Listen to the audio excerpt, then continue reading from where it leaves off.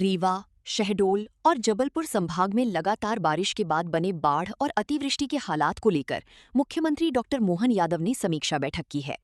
मुख्यमंत्री दिल्ली से सीधे रीवा पहुंचे और अधिकारियों को प्रभावित लोगों तक तत्काल राहत पहुंचाने के निर्देश दिए।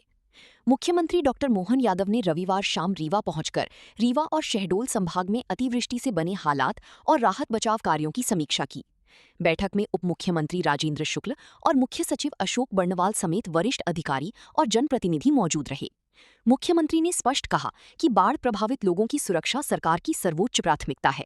प्रभावित परिवारों को शासन की निर्धारित मुआवजे के साथ हर संभव सहायता उपलब्ध कराई जाए। जहां अभी भी बाढ़ का पानी मौजूद है, वहां राहत शिविरों को बेहतर तरीके से संचालित करने के निर्देश दिए गए हैं।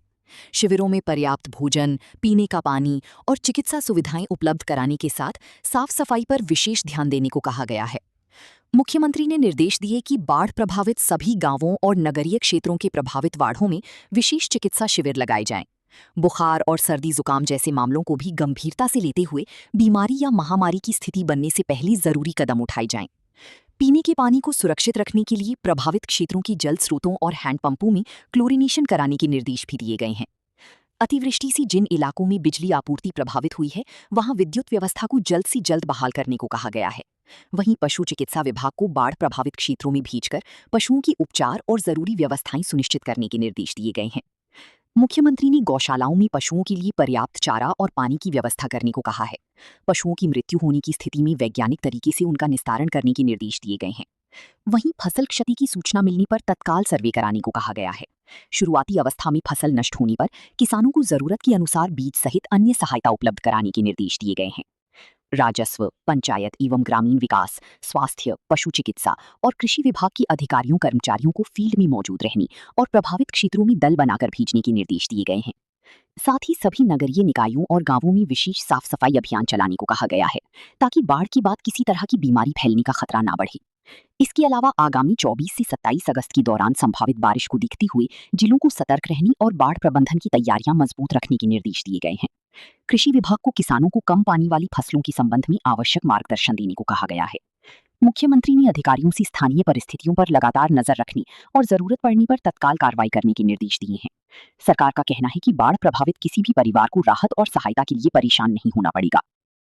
रीवा, शहडोल और जबलपुर संभाग में जो बारिश हुई, उस बारिश के कारण से होने वाली हालात का एक तरह से समीक्षा करने के लिए आज मैं यहाँ आया था। और जो जानकारी मिली है कि अभी का दौर हमारा ये बारिश का, जिसके कारण से जो भी राहत के कैंप चलाए गए थे, कई जगह हमारी अपनी प्रशासन की तत्परता से काम भी किए गए थे।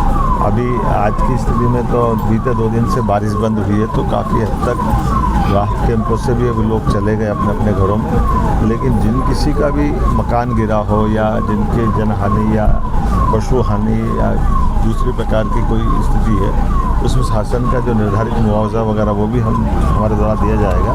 और पूरी संवेदना के साथ हम इस पूरे एक तरह से प्राकृतिक चुनौती भी रहती है, लेकिन आने वाला जो वापस 24 तारीख से 27 तारीख का एक चक्र है, उस चक्र के लिए जिन जिन जिलों में बारिश की संभावना, वहाँ की सावधानी के लिए भी निर्देश हमारे द्वारा दिए गए हैं। और उम्मीद करेंगे कि जिस प्रकार से अभी चुनौती के साथ हमारा ये पूरे पूर्वी मध्य प्रदेश का हिस्सा इससे बाहर आया है, आगे भी हम अपनी सावधानी के साथ, प्रशासन की जागरूकता के साथ भविष्य के लिए भी इस चीज़ों में बाढ़ के कारण से कुछ इलाकों में आने वाले समय में क्या सावधानी रखना चाहिए, उसके प्रबंधन के भी निर्देश जारी किए गए। हम सब जिस प्रकार से आज एल नीनो के बाद ऐसा लग रहा था कि चुनौती का समय है, लेकिन एवरेज ये माना गया कि मध्य प्रदेश भर में 20% बारिश हमारी कम हुई। तो आने वाले समय में जो बाद की फसल है, वर्षा के बाद की, उस फसल में भी कम पानी की फसल लगाए। इस तरह के प्रबंधन करने के लिए भी हमने कृषि विभाग को कहा है और उम्मीद करेंगे किसान भाई भी सब समझते हैं। हम सब मिलकर के इस पूरे मौसम के आधार पर ये फसल चक्र और अगला फसल चक्र भी ठीक से मिले।